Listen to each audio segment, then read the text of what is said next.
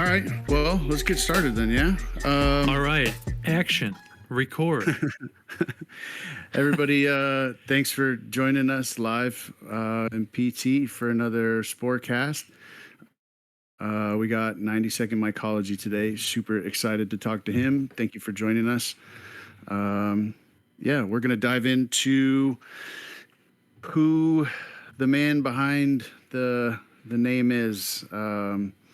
See how he's kind of built things up, and it's been a roller coaster that I kind of have a very slight idea about, but I'm excited to talk to you and like find out what this roller coaster has been like for you. So thanks for joining. Yeah, so thanks for inviting me on, because I've done some podcasts in the past with people, and it's like, I don't think they really do much with them, but I was excited to get on the SporeCast because I've got all caught up on the previous episodes, and I'm like, man, it's a lot of cool people that I didn't really know anything about yet. So it's cool to be. It kind of rejuvenated me to be like getting back into things. And we were talking off the air over there about this video I just put on my YouTube channel, 90SM Media. Start plugging right away in the beginning of the episode. Same thing. A little bit of a background about what I'm doing. People who have no idea what I've been up to.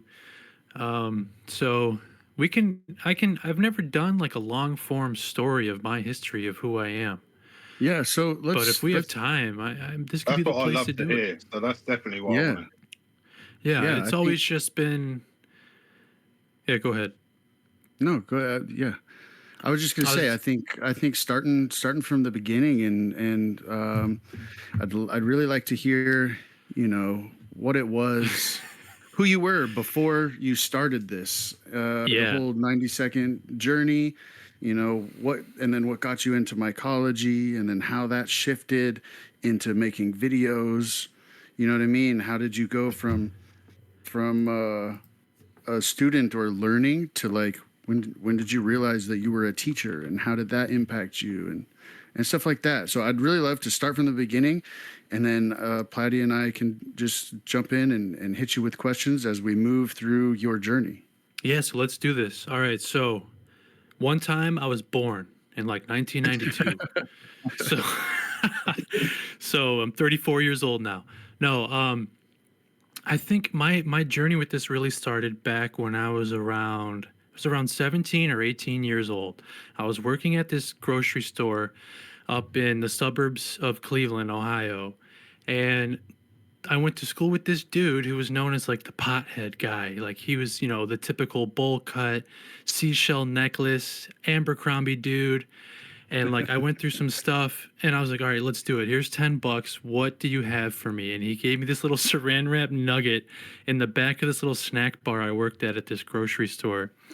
And I've always been the type of person to like research everything before I jump into it. So I sat on this nugget for the longest time. And it was like one night I looked up on how to like make a tin foil pipe, the classic wrap it around a pencil and make a little foil bowl. Oh, yeah. Super good for you. Open up the bedroom window. Yeah, I was like 18 years old. I was like 17, I think. And like I took a hit, just sucked it in, and inhaled it so deep, because I hadn't even had a beer or a cigarette at that point. It was just the first hit of weed. I was 17. And I remember the first hit didn't do much, and then I took another big hit, held it in, blew it out the window, and like it was just like this weird sense of euphoria that hit me. And ever since then, I was kind of like hooked on it, because I was just sitting there smiling, laughing all night. And I remember one of the times I got high after school or after work, and like my mom used to make loaves of banana bread like loaves, and I just sat there eating a whole loaf of this banana bread. It's like one of those weird core memories I have. Full on munchies. So, yeah, just munchies hit hard. So then I would say I became a pothead stoner up until around, I think I was around 20 years old. 18, 19, 20 is when I met this dude who started working at this snack bar at this grocery store, because I was about to leave this snack bar and transfer to the back to start stocking and all of that stuff. Started working in a little warehouse back there. And he was like this big hippie dude. He had this big hippie family.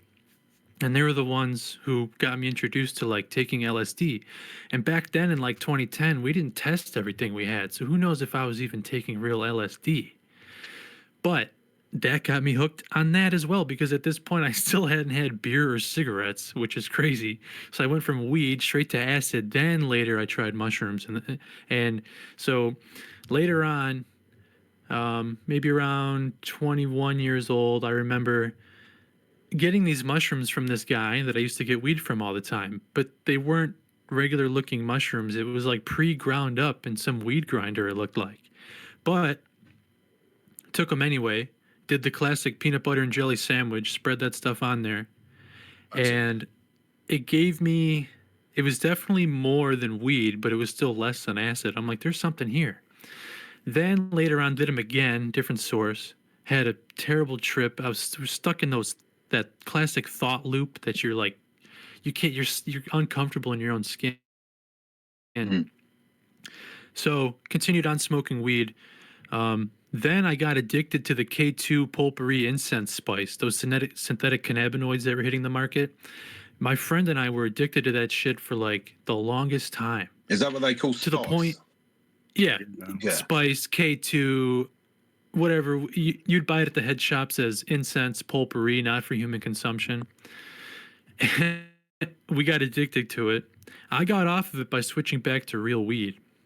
But my best friend at the time, he was still stuck on it to the point where this is another long story, but he went to rehab for it. He ended up dying from it at 23. That was crazy. So I think those were like my peak experiences that kind of led me to where I am today. So at this grocery store, ended up in the back, working in the warehouse, talking to these truck drivers more. And instead of doing like computer science and stuff that I was actually getting college credit for in school, I'm like, it looks like more fun to drive these trucks around. So 22 years old, going to trucking school, got my Class A CDL. And at that point, I couldn't really smoke weed anymore. I could still play with the synthetic cannabinoids. Yeah, so people think like states have legal weed now. It doesn't matter. If you're a truck driver, you still get federally randomly tested. Right, it's the DOT standards. I got the same problem. Yeah, so federal, doesn't matter if it's legal in your state. There's still no like field testing for weed that's like up to par with alcohol and all that. So it's never going to be legalized for truck drivers anytime soon. So this got me into actually buying from the dark web. Like I used to buy, I'd get the Gamma Goblin white on white stuff from the dark net. Then I switched to, later on we found out, this guy called Trip with Science, bought liquid shrooms from him all the time. Turns out it was just research chemicals from China. And then when I really got serious about getting my CDL is when I'm like, I obviously can't lay acid in my own kitchen. It's not going to be that easy. Can't smoke weed. I'm done with these synthetic cannabinoids making me feel like shit all the time. I'm like, how hard is it really to grow mushrooms? And this was around like 2015. I found those old Mark R. Keefe videos on YouTube of just BRF cakes, steam sterilization or steam pasteurization. And I remember the first grow I ever did was back then with some, I believe it was spores from SporeWorks in these BRF cakes I made, because I went all in. I'm like, I'm going to do this.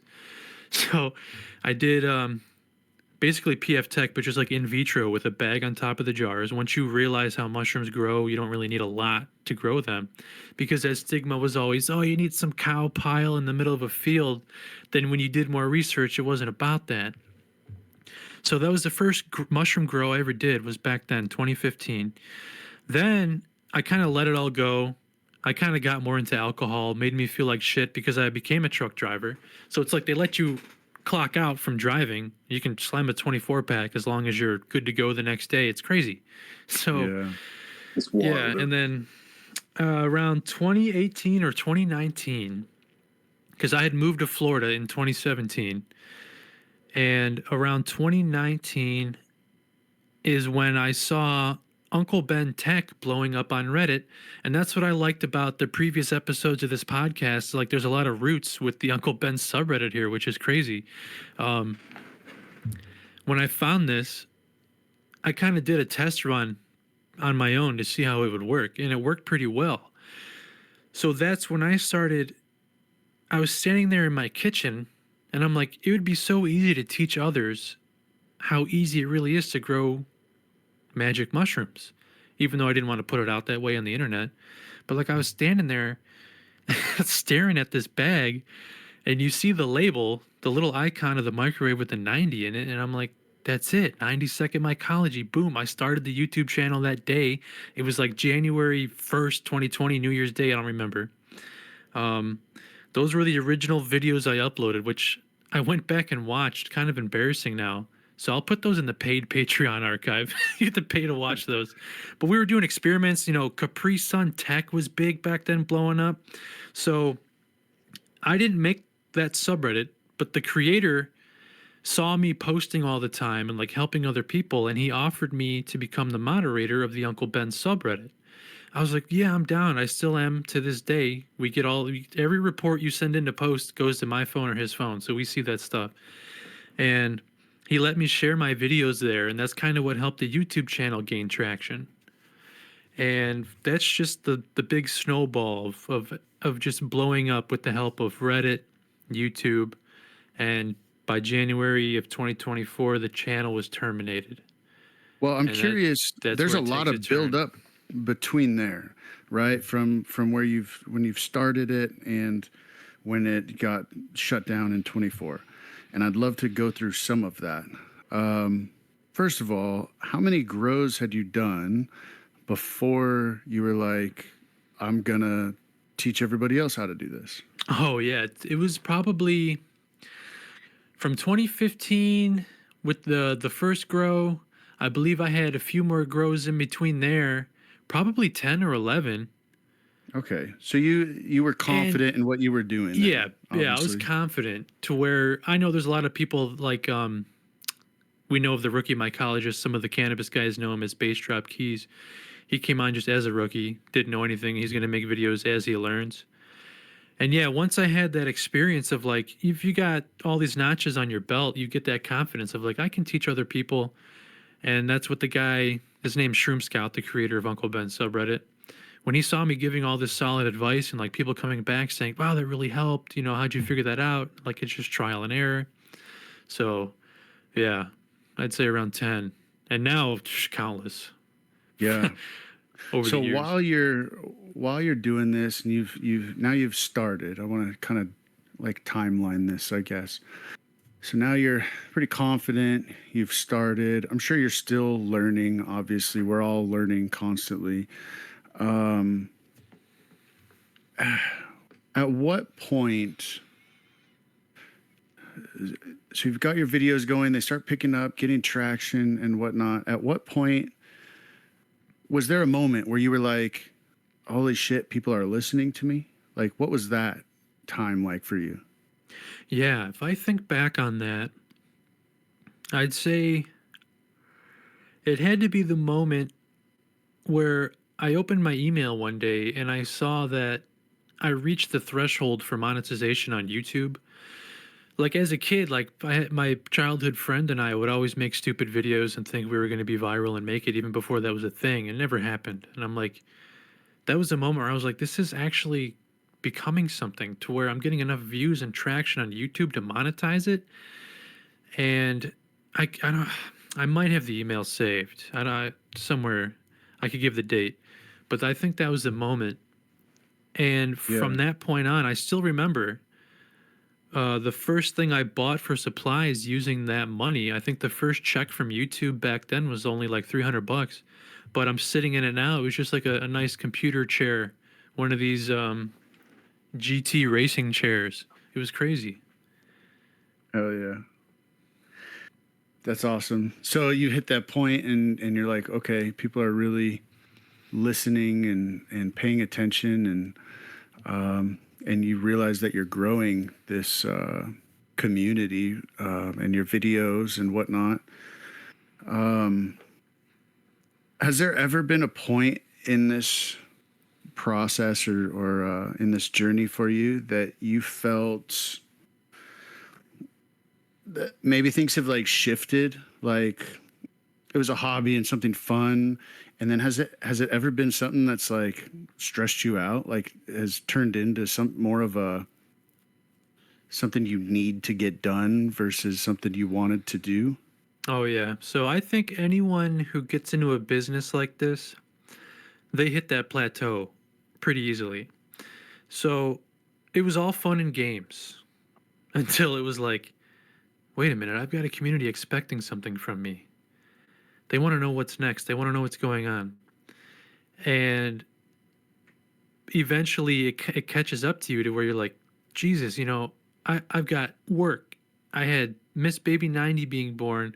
I had, losing the channel, losing this and that. It all piles up on you. And I'd say it was around 2022 or maybe 2023. So 2 or 3 years into it when I got that feeling, because other stuff outside of 90 started to pile back on me because I was furloughed from work. You have to think about the pandemic was a big factor in Yeah. what I was doing. So I was furloughed from like early 2020 to about 2022. So I had like 2 years to pump out my original content. Then life started to catch back up to me, and I had all these big plans for my community. And still to this day, everyone's waiting for fucking Ziploc Tech. I'm sorry, it's coming. Everyone who knows about that, it's coming. It's just, yeah, it was around that time, 2022, 2023. Everything just starts to pile on you, and it becomes more of a hobby. And now you're trying to run a business and you're trying to keep everybody happy, which it's impossible to do. And I've talked to other people in this space as well, and they feel the same way. As soon as it gets big enough, it's no longer a hobby, and now you've got all these other people to tend to. How do you balance that, and how do you keep it something enjoyable for you? Because to me, what I see, and maybe I'm wrong, but what I see is, because of the way you do things and the videos I've seen that you make, you care about it, and you actually want to help people understand how to grow, and like you keep that throughout everything. And obviously you've faced adversity through this and gone ups and downs and all that. I just, yeah, I don't know. I think Eiffel right there just nailed it. How did you get past that plateau? Oh yeah, the to get past it. So it just, everyone's different. So it depends on what you have going on in your life. You have to like take a step back and think like, okay, what if 90-second mycology never existed? Would I still be into growing mushrooms? Would I still be into dealing with a bunch of 90-second rice bags sitting on a shelf, gathering dust because I can't get to them in time? Now they're sitting there and I got to throw them in the fridge. It's like you have to sit down and go back to your roots and be like, what did I really like about this? What made me want to start teaching people? And in the end, it's just, growing in general. So one thing that started to consume me when I started to hit this plateau was I can't even pick up a rice bag and put it on the shelf without thinking about it as filming content. Because when we were all big on Instagram, it was like everyone wanted to see into our lives. I can't even I can't even sanitize a syringe without thinking I have to make content for it. So I had to put that thought aside and be like, I just got to do it. I'm behind on everything. I can't think about the content. I got to go back to the roots. It's got to get done. And once I kind of set that aside and started working on these little projects again, just very small, even as small as like rearranging this room that I'm in now. I've rearranged it like 10 times to get it to where I want to have a good workflow to get back to where I was. And then even just listening to this podcast, catching up from like the first episode, it's getting me like reinvigorated to like want to get back into the community and get past all the bans, past all the stupid reports and AI crap, and just get back to what I love doing, which was growing mushrooms. And it's it's a balancing act now. Like I was talking to Platy in our DMs about gourmet versus active. Active mushrooms have a huge stigma right now, like even in Florida back last year in August, they banned magic spores and magic mycelium material. So Hmm. everyone's facing different, paranoia around mushrooms. And the crazy breeding that we're doing with these cubensis mushrooms is is fun and cool. And like it doesn't hit the same as if you're trying to make crazy mutated pink oysters and lion's mane. For some reason it just doesn't hit the same. Right. But to get back to the original point, yeah, to get past the plateau, go back to the root of what you really enjoyed, what brought you to this in the first place, and then start with baby steps. Whether it's like buying a new container of 70% isopropyl alcohol and just sanitizing your hands. Smell that alcohol again and be like, "Oh wow, I miss that." Yeah, I get that. It makes sense. Get back to kind of recenter yourself on why you enjoy it. Um, that's good. So through your process and your videos and all this stuff, you're getting bigger and bigger, and things are growing like crazy, I'm sure. And I'm wondering where, how do I say? Was there stuff like, sorry, drawing a blank. Was there It's all good. stuff on, like, on YouTube that wasn't the full picture behind you? So like what did people see on YouTube that's not, yeah, that wasn't the full picture? Well, So so sorry, go ahead. well, I was gonna say everyone saw mostly that little apartment kitchen that I started the videos in. They didn't know that it was like a second floor apartment in the middle of Orlando with just crazy stuff going on during the pandemic.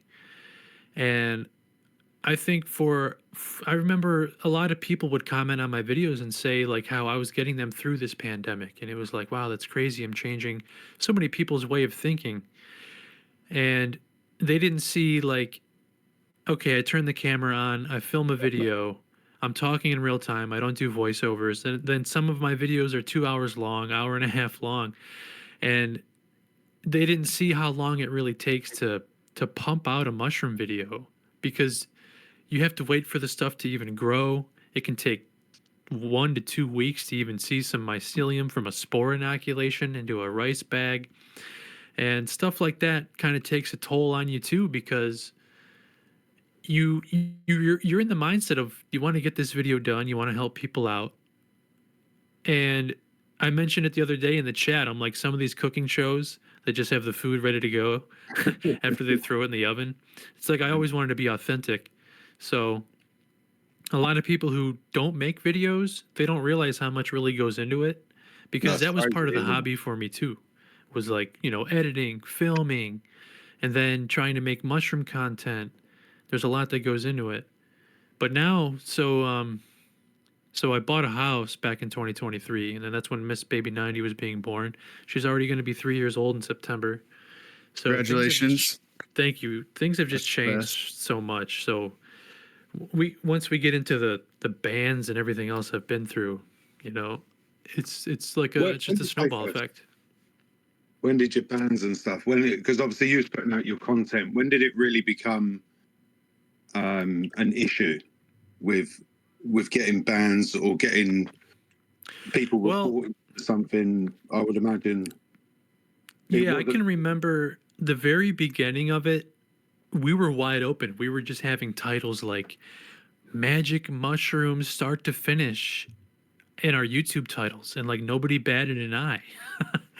Until one day, I remember I woke up and I had a strike on a video for harmful and dangerous content. I think that was about 2 years into it, maybe only 1 year into it. I forgot which one it was. But then I also had Ashley Boomer Shroomer reach out to me because she started getting strikes on her videos as well. And that was around the time when we started figuring out they let you appeal this stuff, but the appeal is almost automatically immediately denied, which makes no sense. So it was so infuriating. So yeah, it was around 3 years into it at that point is when I realized I better start trying to be more careful. So I was one of the people that was really careful. And I don't know if it was just mass reports, haters, I don't know. Some people know of this guy who's been reporting everybody's stuff and trying to take everybody off Instagram because he's so upset at Inoculate the World. I don't know the truth to it all, but that was the start of the battle. I'd say around 2022, 2023. Around 2024 is when I released a video to my paid Patreon archive that I actually recorded in the new house. But then Patreon was banned without warning in October of 2025. And so far that I know, I'm the only one that was offered by Patreon to come back and start fresh. So I don't know what's up with that. Patreon just shut it down one day. There was no warning. Yeah, I woke up. No nothing. Yeah, woke up, had the email.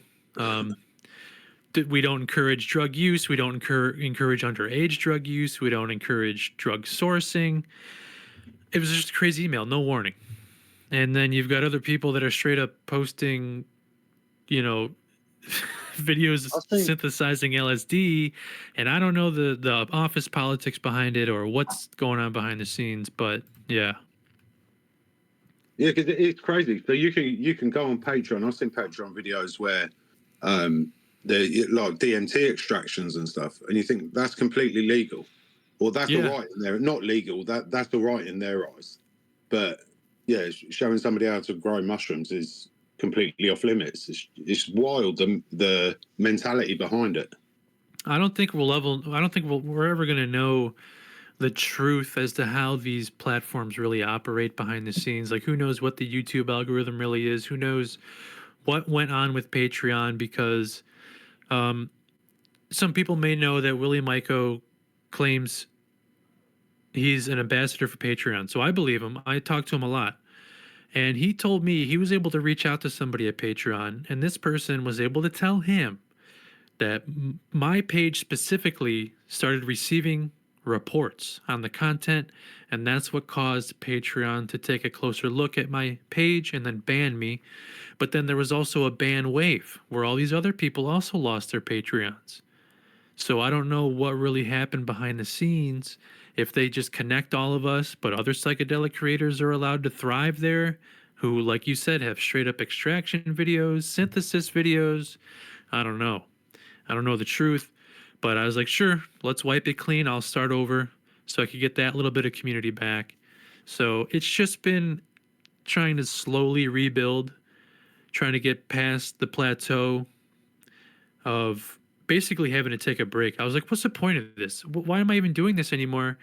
If even I'm being attacked where I think I'm safe on a platform, why am I doing this? But I chose not to give up. I think that's what's important for me, at least. I love that. Oh yeah, definitely. I appreciate that you've done that, for sure. I'm curious what it was like for you. So you built it all up and got a ton of followers and whatnot on YouTube and all your platforms. And what was it like the day? Like, did you just wake up and it was shut down? And what were some of the challenges and things behind the scenes that people wouldn't know, like, that you were facing because of that? I think so. When I started to receive strikes on videos for harmful and dangerous content, like, it would start with, hey, we're going to age restrict this video. Sometimes I could appeal that and win. And then when the strike started to happen, I would start to get that feeling in the pit of my stomach anytime I saw an email from YouTube pop up on my phone. Even the generic, like, hey, YouTube Creator Week, we're going to be doing this and that, log in, do a survey. Like, my stomach would just drop anytime I saw an email from YouTube pop up on my phone. And I can't remember if it was fully terminated once before and I got it back. I might be confusing it with my latest 90 SM media channel. But yeah, you just wake up one day, you see the email from YouTube. Hey, we know this is not the news you'd like to hear, but the channel's been terminated. And at that point, I did everything right too that they asked. They wanted like a full face-on video explaining myself, my process, why I didn't violate the rules. Gave them all that, didn't matter. Appeal was denied. So that's when I started to rely on Instagram and Patreon heavily. and I immediately tried to make a new YouTube channel, which they claim you're not allowed to do if you're terminated, but everybody does it. So um, it was around July 2025 when I lost my original Instagram. And then a little bit later on, October 2025, Patreon went down. So at that point, like, you're just hit with what's the point of this?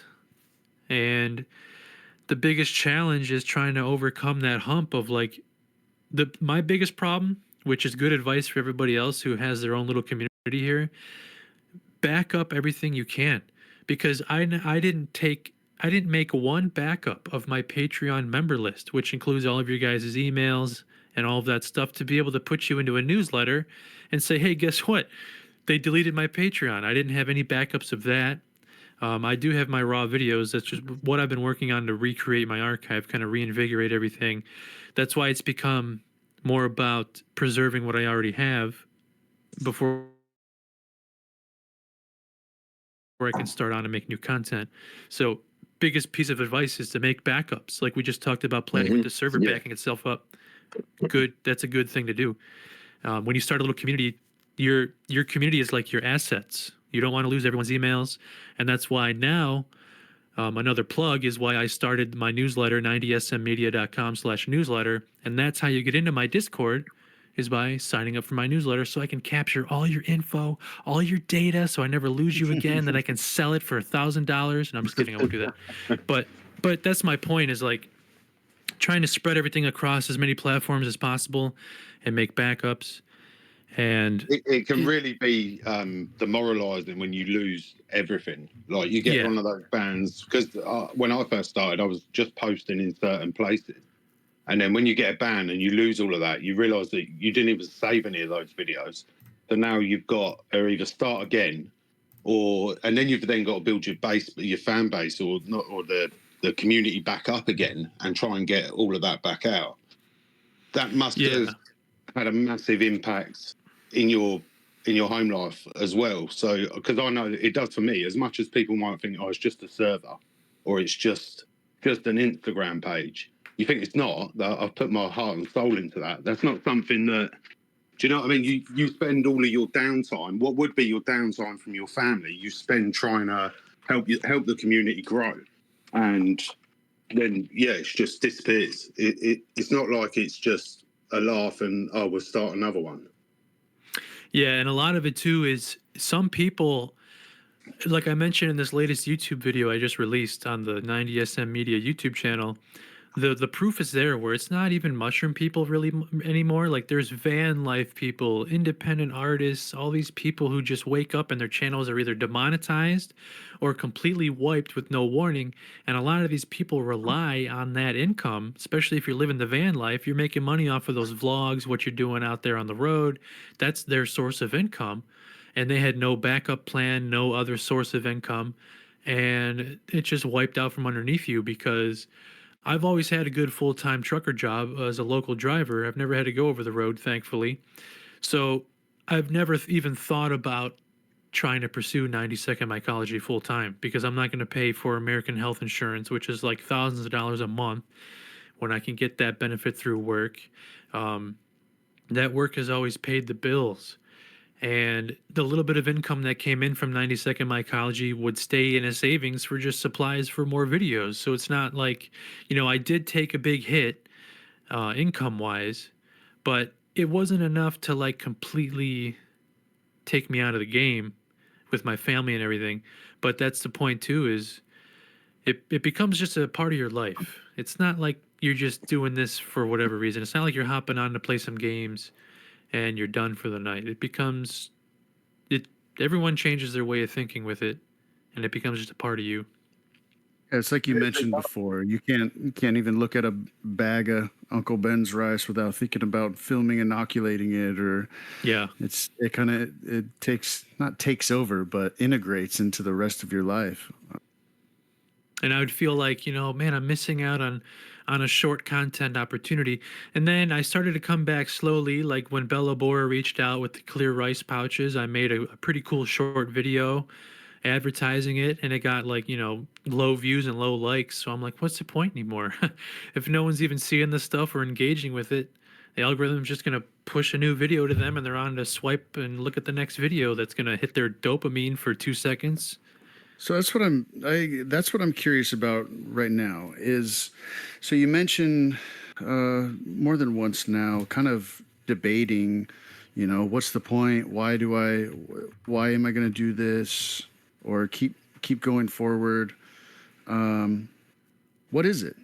Yeah. Like, why is That's it the that big you're like, you question. know what? I want to keep doing this. I'm going to keep moving forward, and I'm going to keep building. I'm going to rebuild. That's a big question. So this is what drives me is, for some strange reason,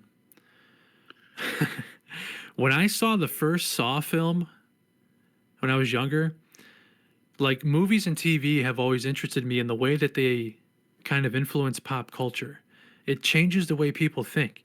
Like, there's people today that saw the Back to the Future movies and they're still living that to this day. You know, maybe they went out and got a DeLorean and stuff like that. So ever since I saw the first Saw movie, like, no spoilers, but the twist at the end, if you haven't seen it since 2004, I was just a young kid, and I'm like, that'd be really cool to be able to create something that just changes the way people think like that. Like, stuff like that just stays with people, whether it's a movie, a TV show, or other, you know, music. Look at the Beatles, way ahead of their time, still big today. So I don't know how, but it just came to me. I don't know if I got lucky, but like 90-second mycology became that platform to change the way people think. And I was like, I don't want to give that up. I don't want that to just be something somebody remembers for just 3 or 4 years that it existed. I was like, I'm still here. I'm still Frank. Why can't I continue this on?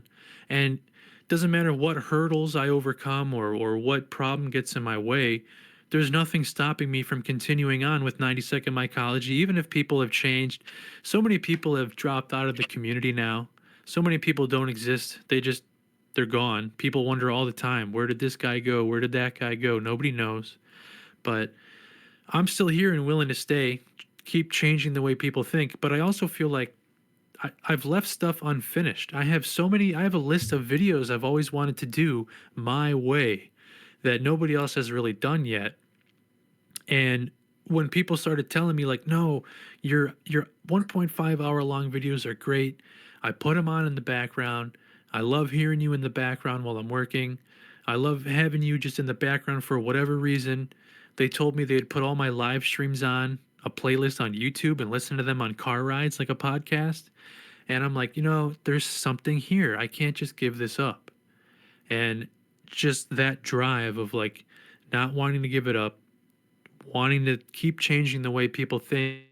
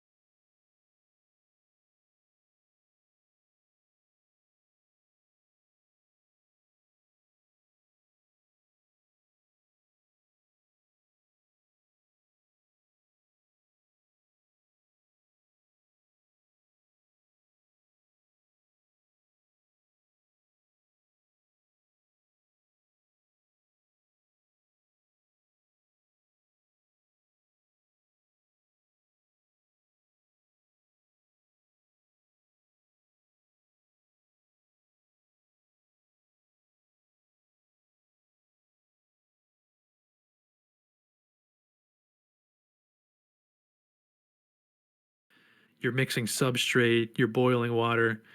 It's like a step up from all in one bags now, because all in one bags never used to be as popular as they are now. Yeah. Um, I wonder now. So as you're rebuilding things, everything got shut down, and you've been rebuilding for a little while now.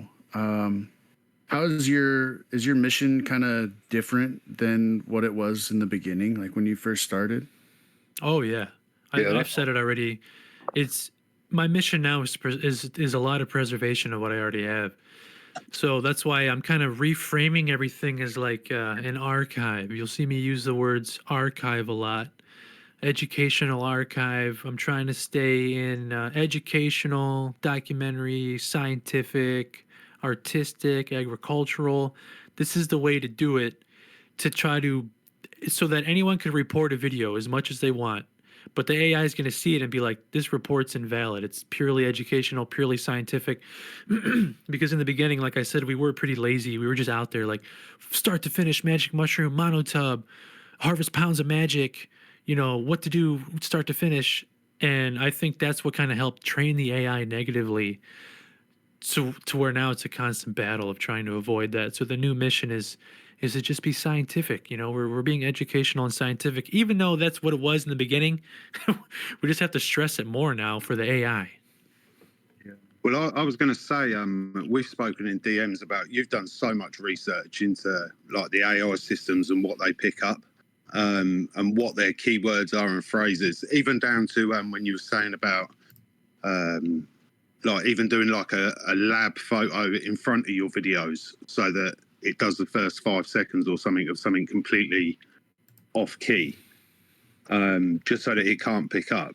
That's one of the reasons I sent you the podcast, because I know that you just delve into it and you put your everything into it, and you just come back with so much detail. Like, I think you should do this. Have you thought about this? Have you done? Which I absolutely love. And so I know that you would have gone even deeper into AI than what we've spoken about, to what it is looking for. So I don't know if you wanted to share on that, anything that you've come across on those. Yeah, so it's strange where I've played with these different large language models, these LLMs, and I've ran my own name through them, and it always came back as like, oh yeah, 90-second mycology is known for clandestine underground magic mushroom growing in Uncle Ben bags from the Uncle Ben subreddit. I'm like, come on, this is so negative against me. So then it would speak good things about Philly Golden Teacher. Oh, he's an educational mushroom teacher on YouTube. I'm like, are you kidding me? So it seems like Reddit worked against me, trained the AI negatively to categorize me in this weird area. But basically what I learned was YouTube not only uses AI to read your titles and descriptions, the AI is literally scanning frame by frame your video to see what it's recognizing. Does it see a needle on a table? Does it see a spoon with a flame under it with bubbles on the spoon to see if someone's cooking something on a spoon? Is there a syringe?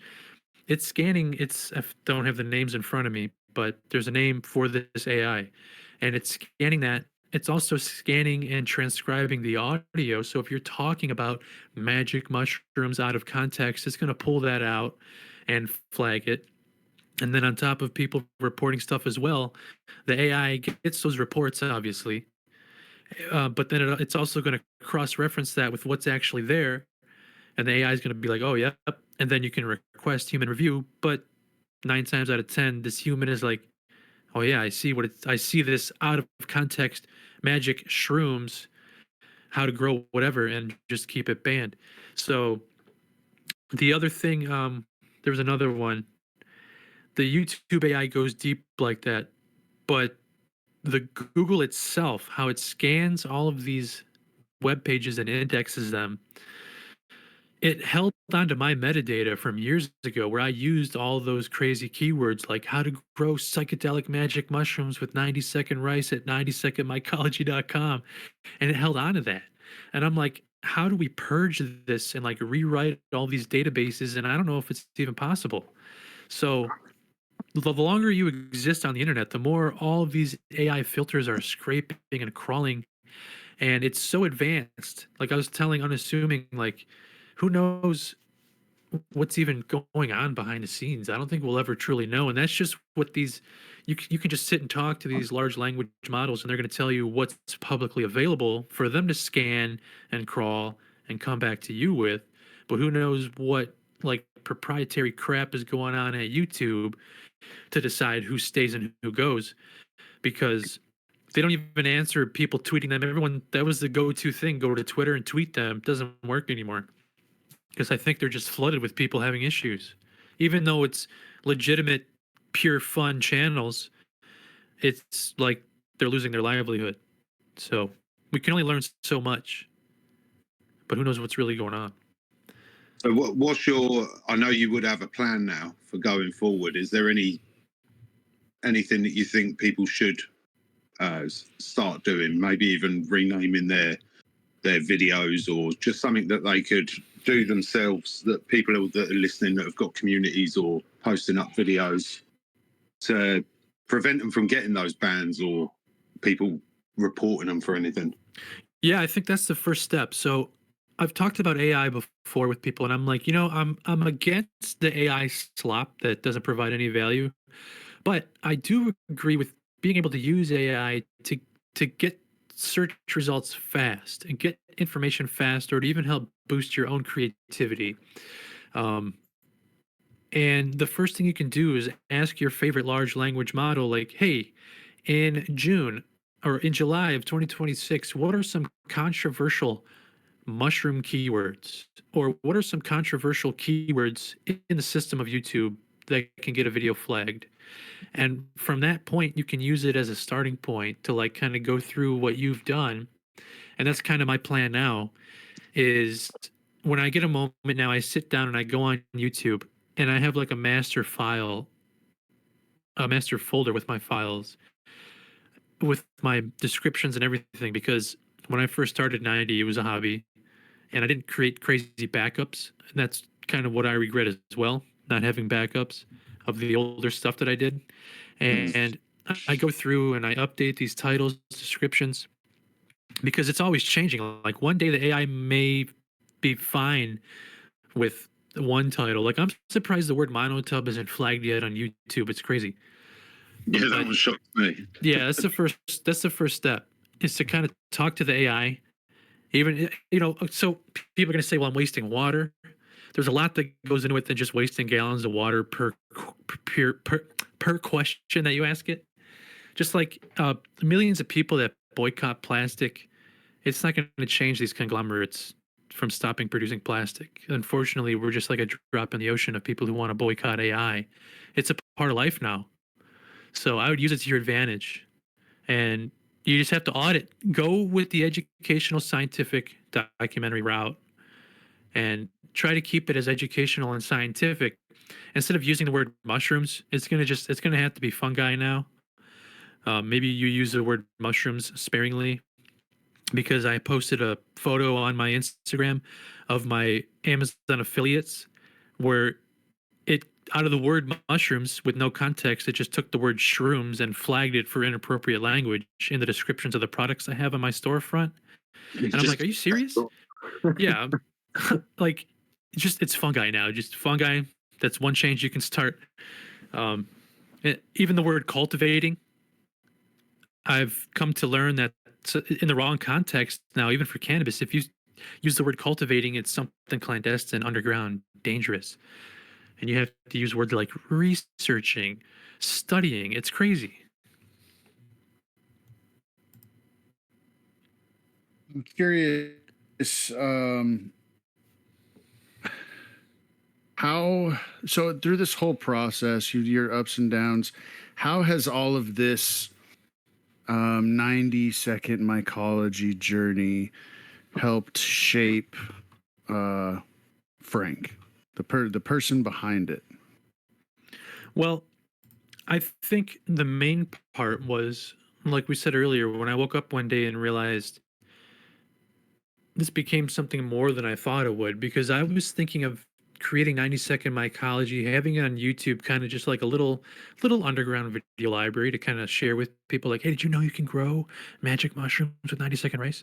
And then when I got more involved with the Uncle Ben subreddit, it kind of changed the way I saw, like, the way that I saw other stuff. What I'm trying to explain is, like, I was into mushrooms, sure, but like once I got big with 90-second mycology, talking to other mushroom enthusiasts, like I would start to notice simple mushrooms growing out like on a sidewalk somewhere that you would just overlook and not think about.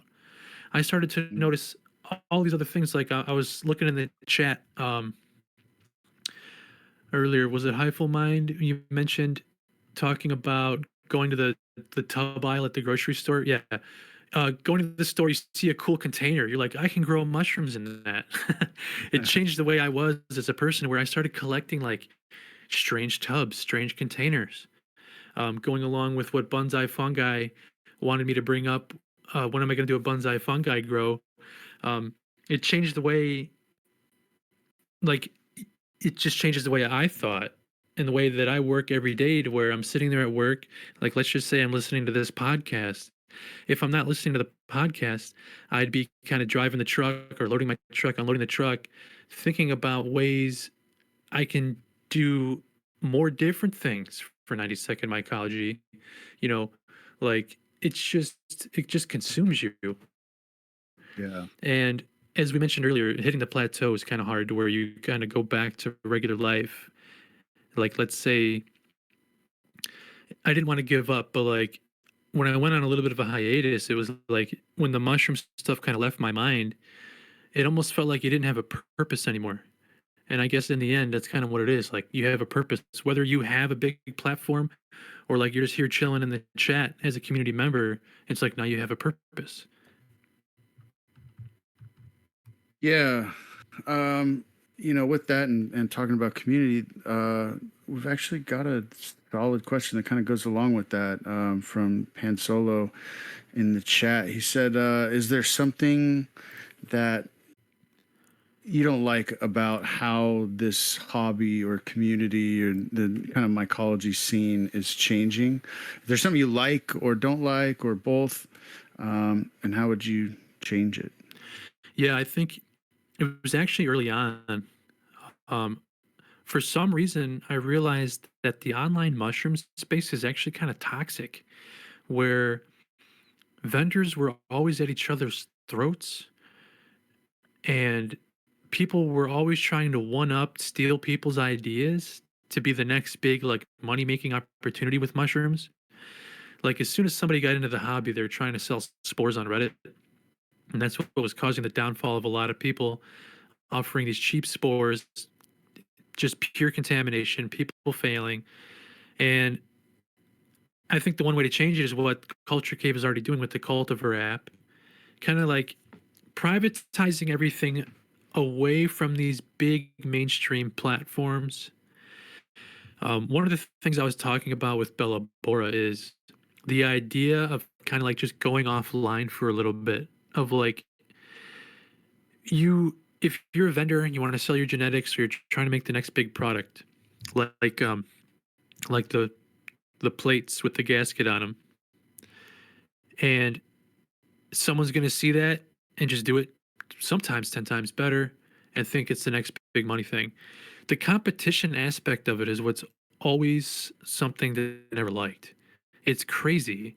And the people always fighting about it. Like, that's what caused the downfall of Entheogenic over at entheogenic.com. It was too stressful. She claimed all these vendors were always at her throat because she had nice packaging and she was offering cheap genetics, and these other vendors didn't like it. So even with content creation, I'm sure who knows if other content creators are reporting each other, but like, it never interested me that much. I've always just kind of stayed in my own lane. But seeing how crazy people can get as soon as money's involved, I mean, it really is the root of all evil. It's crazy. Yeah, I've noticed and seen a lot of that as well. I think it's important here to hit the opposite side of that as well. Furious Panda brought up in the chat. On the other side of that, what's your favorite part about the hobby now? Yeah, I see Rash Free said, community. to be frank, since I've always been frank, well, to be frank, with favorite part of the hobby, I think the favorite part is the community. I think you've always got people here, no matter, we're in different time zones. So it's like any time of the day, you could reach out to somebody in a big server like Platypus Technical, and someone's usually always there to kind of reply and be like, hey, what's up? What's going on? And if it wasn't for the community, I don't think 90-second mycology would really be what it is. Obviously, I'd still just be a guy interested in growing mushrooms in the end. But I think that's the most favorite part, maybe for most people too, is the community. Because what would we be? What would a vendor be without a community to support their business? Yeah. Um, if you could, uh, what advice would you give to creators that are trying to build something meaningful themselves? Well, the first thing, like we mentioned earlier, is have a backup plan. Keep keep everything redundant. You might think it's just a hobby in the beginning to where you're not going to save a video file, you're not going to save an image you created, you're not going to save this. It all becomes an asset. As soon as you want to become a creator, no matter what you do, it becomes an asset. One of the things I regret is not saving a couple of my early live streams I did, and it's upsetting that I kind of let that stuff go without realizing what it would become today. So like you don't need an expensive setup to start recording content. Everyone has a smartphone now, which is what's crazy. You can just set it up, get a cheap light, and get out there and create content. The only discouraging thing is like there's a million other people that want to do it now. And it's all down to the algorithms. Like if your stuff doesn't get engagement, it goes right on to the next video. The short form content is what's really taking over, like with TikTok, YouTube Shorts. It's crazy. But if you have a passion, you're going to do it regardless of this, of if it ever takes off. You're going to build your library. You're going to be able to come out there and say, hey, check this stuff out. And I think now, Right. talking with me and other people who have lost their platforms, like you're learning from us now. Like we already said, don't use the word mushrooms, little things like that. I think you just have to play it safe. But it all starts with a passion to begin with. I wouldn't do it for Very tough. money. I wouldn't say I wouldn't say start it for the money. You have to Yeah, want to do it. that's fair. Yeah. I'm curious too. With this conversation, kind of the goal of this is to get to know you, right? Behind 90 Second Mycology, to get to know Frank a bit. I'm wondering if this conversation helps anybody understand you better, or your channel. What would you hope that they understand about you now? I hope I hope they would understand that I could possibly have undiagnosed either OCD or ADHD to where I'm ridiculously detail oriented to the point where it pisses people off that I work with because sometimes they just want a simple text message update, but I'm sending them this list of shit that's going on. They're like, oh, that's great, but we didn't need all of that. I'm like, hey, whatever, that's just me. So it's like you'll see me going back and editing the same video's title 100,000 times because I feel like it's not right. And I also feel like that sets me back sometimes because I used to make YouTube thumbnails, I mean, over and over until it looked right. So it's like when people are like, you're doing all this stuff, why can't you just pump out videos and get them uploaded for us? Get your Patreon back. Uh, get the stuff re-uploaded to Patreon already. I've been paying you, which I lowered the barrier of entry to $1, by the way, when I get the paid stuff going again. So you just understand that whatever's going on in my head, it's got to be perfect. But they also say that perfection can kill success. So I try to battle it every day. That like try to get past it, try to just get stuff up, let it be, kind of fix it as you go. But I've just always been that guy where it's like it's got to be perfect, and that's kind of why my videos would end up being 2 hours long because I got to go. Okay, I'm talking about a rice bag. When did they first hit the market? Why did they first hit the market? Why did they start with brown rice? Why did they make white rice? It's crazy. So I think that's the main thing about me. People should understand. It's like I can't just jump into something and get it done. I have to think about it. Got to research it. Got to go through every detail. Got to make sure I'm ready to do it. Fair. I totally get that. I think Platy, I don't want to speak for him, but talking to him, I know he gets like that too. A lot of people do. It can be the I'm downfall. 100% like that. It's crazy. Yeah, it could just be like then like I live with that saying in my head like perfection can kill success. It's like just put it out there as it is, work on it later. But it's like I can't do it. A lot I was saying earlier though, I really like that about you. When we was doing when me and Blue was trying to do the Myco champs, and obviously we asked you. Oh yeah, the Halloween competition. yeah. I'm like, yeah, look, I'm gonna go all in for this because this is awesome. Your write up on every grow was amazing. I've read it like 5 times, thinking there's no Yeah, way it's he's good. gone into this much detail, and it was Oh yeah. just. And then when I then I was laying in bed on my smartphone too, and Miss 90's like, "What? Why are you looking at the same mushroom pictures over and over?" I'm like, "These are cool. I got to judge this the right way. I can't let these guys down." Well, that's what then when we started the podcast, I thought I was sending it around to people because I was trying to get an idea of like whether the flow, finding out about the individuals by themselves, that sort of thing, whether it worked. And I thought, who can I send this to? And I thought, who better than And it's 90 perfect. Because I know he's going to put the hours in, and I know. Yeah, it's I know perfect because I can listen at work. Like, I don't do a lot of driving actually. It's more loading and unloading of my own trailer. So like I've got time to just have Bluetooth in my ear, listen, catch up on stuff. I could be talking to people. So yeah, it's perfect opportunity. And I said from the start, like, yeah, I'm always willing to come back on the podcast if we come up with some more subjects and other shows we can do after we get down the line of interviews and stuff of everyone else out there. Yeah, because for me, at the like when you came back to me with that, I remember waking up in the morning, and it was a full on PDF document, like layered, and I just thought there's so much time and work gone into that Myco channel. When I sent you the PT SporeCast and you went through it, I woke up in the morning and it was just I think you must have sent me about 15 text messages because you run out of characters. But you were just so detailed in everything that you'd gone into. Oh yeah, I wanted to make sure I had like a separate text file of everything. Yeah, literally so every time. I had to split it up, yeah, because Discord only allows so many characters. Yeah. So I don't know. That's just been how I am. Got to do it right. And I think that's the problem as to why I've never moved up in my job. I could have moved up.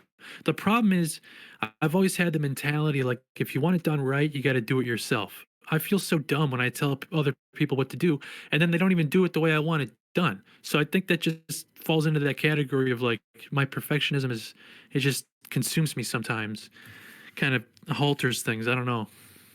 It's good. I think it's what makes you who you are. So yeah, don't stop. No, I don't plan to. Just like people say, well, hire an editor, hire somebody to help you out. I'm like, no, that's not me. I've always been a one-man band. So I see Pan Solo. What culture or genetic is closest to my heart? Depends. I mean, are we talking active or gourmet? But I would say altogether, P.O. Pino. P.O. Pino's gotten me out of a lot of ruts. With my original, I believe it was the no pressure cooker popcorn tech. For YouTube, I had apes in the popcorn jar, and I labeled them the American P.O. Pino experiment. I think that's what saved that video once YouTube AI started to read labels and stuff with their AI frame recognition to see, they're looking for magic mushroom strain names now. I'm sure it's all in the database. P.O. Pinos grow to look like magic mushrooms when they're not. It fools a lot of people. A lot of the stuff that North Spore posts with P.O. Pinos, people think they're trying to be slick and say that they're magic mushrooms when they're not, or the other way around. So I'd say P.O. Pinos, but below that it's just straight up plain golden teachers. I mean, that's the main active mushroom that a lot of people have seen and get into before they join a cool community like this, where it's like these crazy breeds and crosses going on. And it's just the whole history of everything with cubes, I think, is what's more interesting to me than gourmets. But with the gourmet side, yeah, P.O. Pinos definitely than golden teachers. Golden teachers, classic. I've never grown golden teachers. Yeah, you have to. I mean, it's that classic, just magic looking cap. When you think of a magic mushroom, except for Amanita muscaria, you're thinking of a golden teacher. That magic cap. Well, we're coming up hour or so here. Platy, do you have you got any more questions you wanted to jump in here? Oh, just one that just popped into my head was that what was it, a week or so ago, we was talking about, or you brought up about maybe doing a grain all the way through grow. Oh yeah, Have you thought any more into that? I've had this idea. Yeah, I don't think I've ever told many people about it, but I've had this idea of like, what if I grew a little patch of grain, like something that's easy to grow, maybe like corn or even sorghum. There's a variety of sorghum which is just Milo. It's a variety of millet. It's a whole nother rabbit hole to dive into, but there's a variety of sorghum that pops like popcorn, and apparently it grows pretty fast. But I had this idea of like, what if I did a video, literally from seed to grain to harvest to drying it out, going back to hydrating, sterilization, then growing mushrooms on that grain, just to have That'd be that cool. satisfaction of doing it. Like that'd be pretty cool to see. And Yeah, of that's course, people wouldn't have could do it now and lie about it. Oh yeah, I grew this, but that's just not who I am. Yeah, that'd be a long process for a video, because I know you like to do your thing all the way through, and how That's how that's the thing. devastating Is it would be if it didn't. Man, that would be rough if you like tammed out. I've tried to Oh, I've tried to come up with something, because back in the day at the peak 90, I'd be making these long videos, and I was trying to figure out like, how do I not mix up these clips on my SD card? Do I need to use a different SD card for each video? Do I need to offload the clips as soon as I'm done into the program? It's a whole thing to consider to try to figure out. But yeah, that'd be a long video. That'd be very time consuming to get like 2 views and 3 likes. But hey, it's for the passion of the hobby. It's not for the oh yeah. content or trying to make money on it. But I want to switch gears.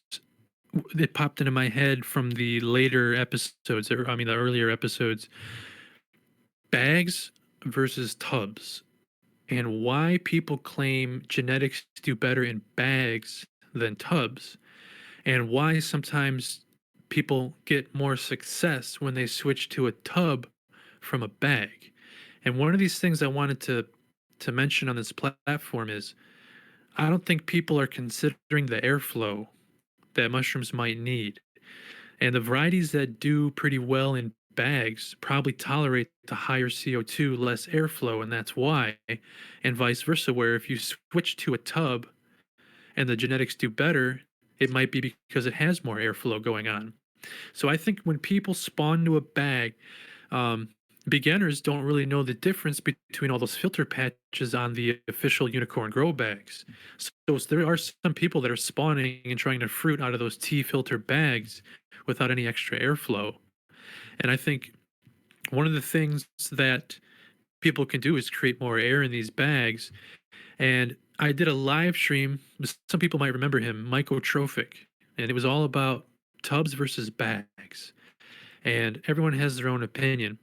But one of the tips I wanted to give people was, if you all remember the old Limitless Genetics guys, I'm going to get those live streams back up on my Patreon.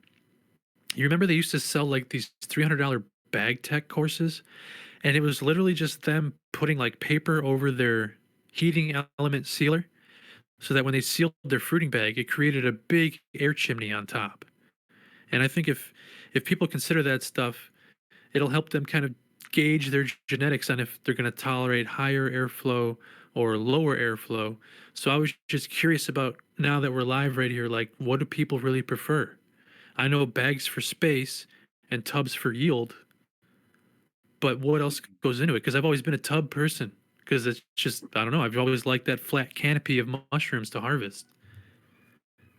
I think again, like I you said, though, like. it also goes with the genetic, doesn't it? For me, if I'm growing a landrace, I want to see the canopy. Whereas if I was growing a mutation or one of these crazy monstrosities that you see, you kind of want that high impact, so it almost just merges from something.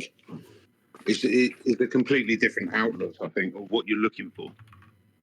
Yeah, I know, like a lot of people, the gourmet farms obviously use bags for different reasons in the fruiting tents.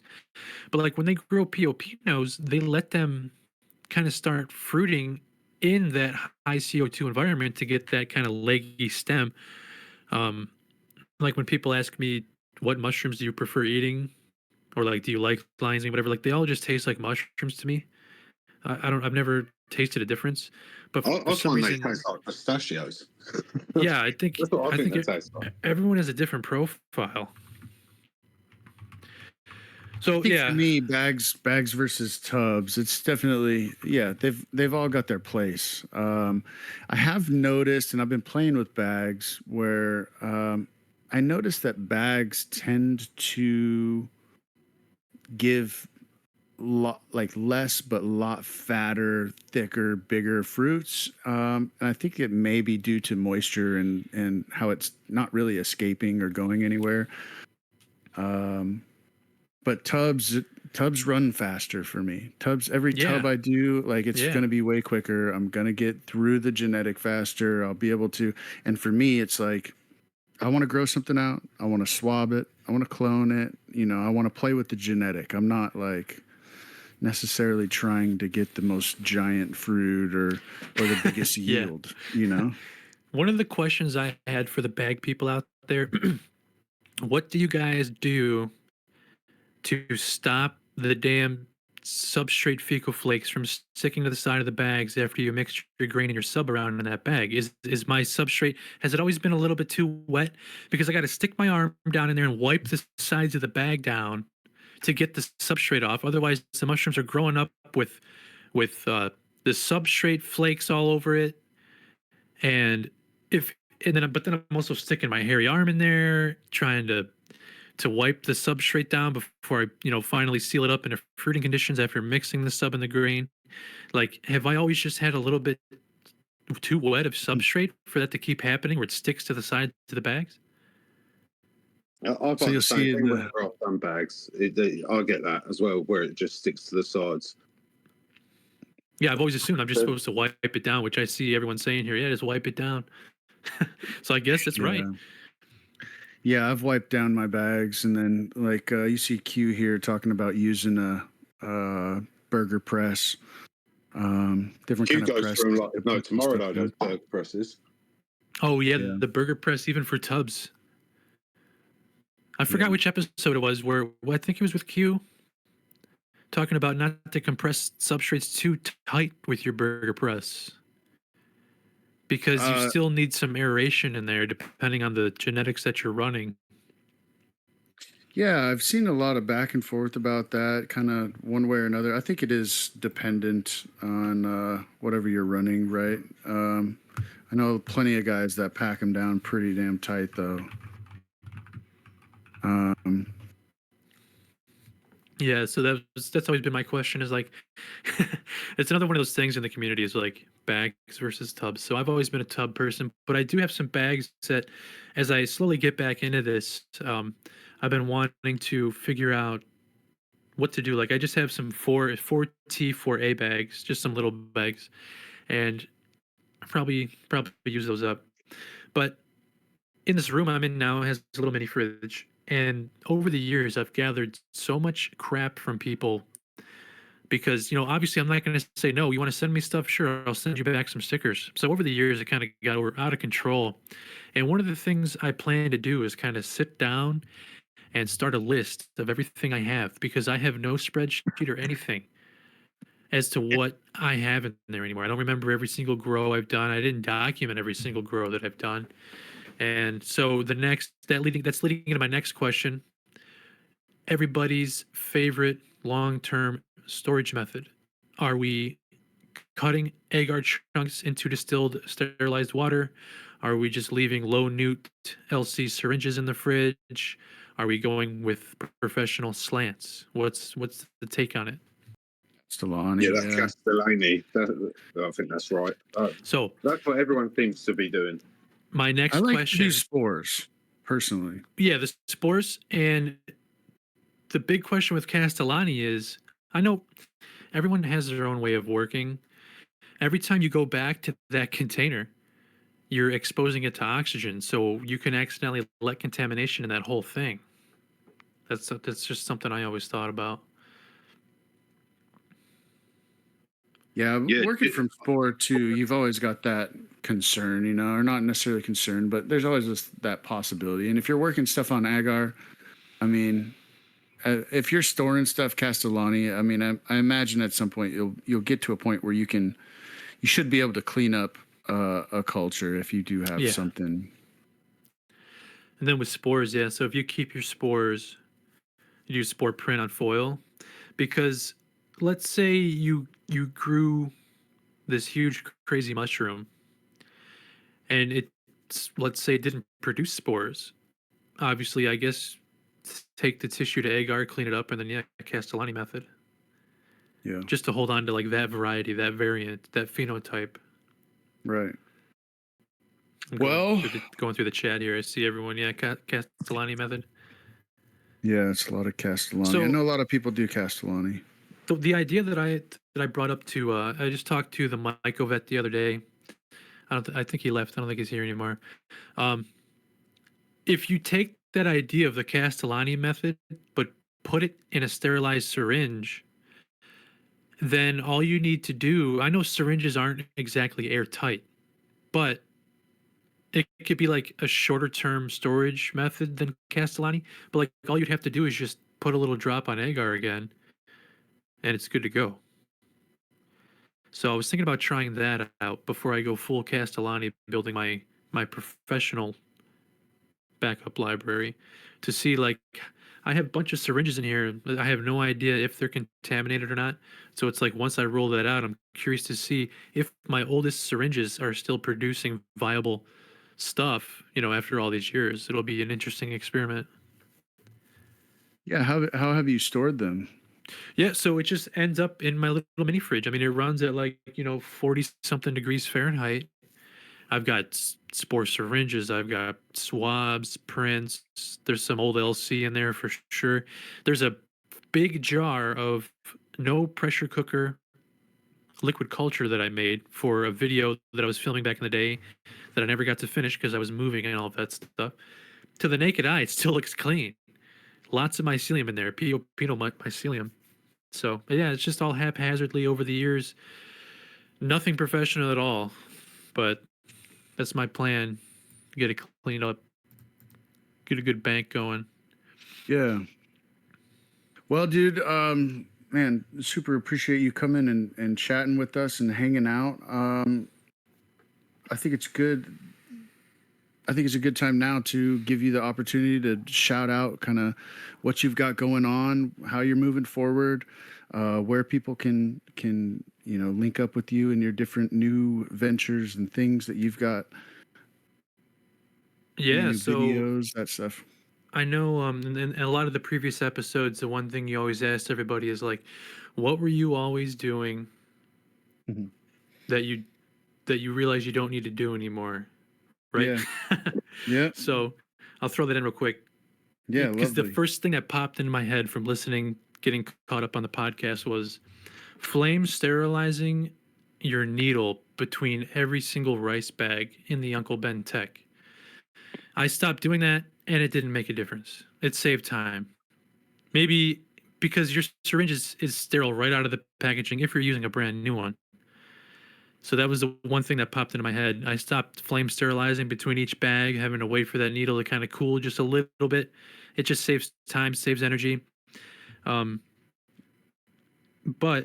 So, are you doing it like a new needle or the first, yeah. So let's say I'm going to sit down and inoculate some bags. I have like maybe I'll do 4 bags at a time. I get a brand new needle right out of the packaging. Mm-hmm. And I don't flame sterilize it at all because it's sterile right out of the packaging. Yeah.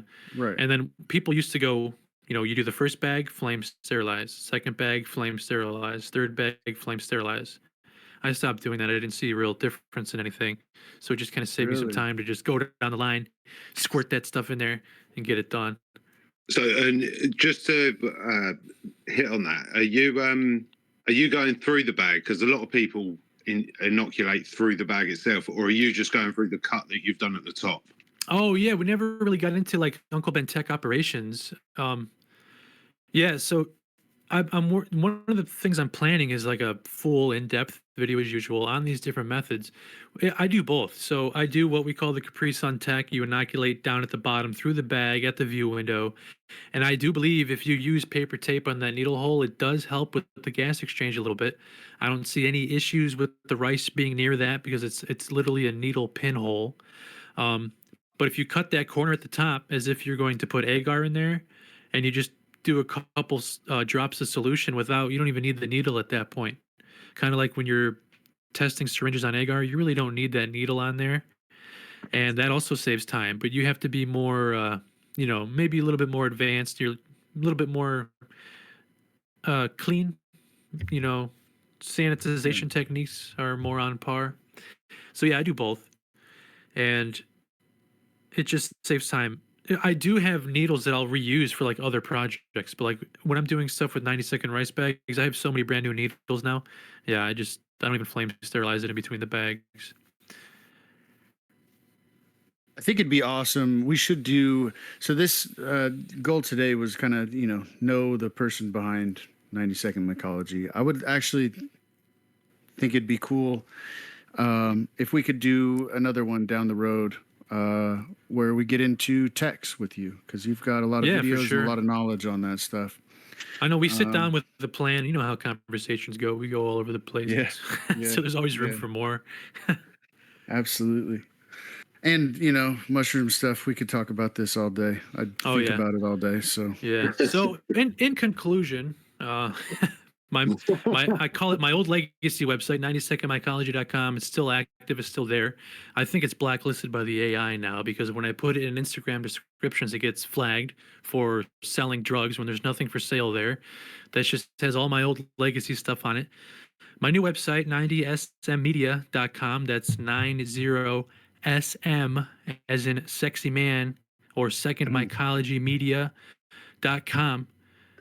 That's more of the cleaner front-facing entity of 90-second mycology now.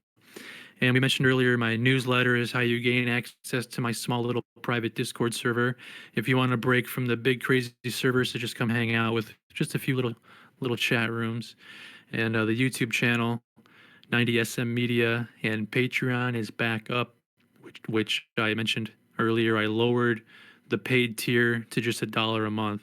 So once I start populating that again, old content, new content, just $1 a month to start, and then you can up it from there if you really want to. And I think that's the gist of it all right now. Those are the main things, because all my links are on my websites there. Yeah. And that's the place to find the real 90-second mycology, because we didn't really touch on it, but when you start to get a big community, the scammers start right away of trying to impersonate you and sell stuff to people. So if I don't have a Snapchat, if you don't see it on my websites, it's not me. Fair. It's good. Good to know. Is there anything that people can look forward to that you've got in the works right now that they need to keep a lookout for? Ziploc Tech. Everyone wants to know what I did for Ziploc Tech. I mean, it's been years. It seems self-explanatory. There's so many things you can do with Ziplocs. And that was something I started filming before I moved, and it was just never had time to get back to it, and the bags just kind of turned into mush from the mycelium eating the brown rice.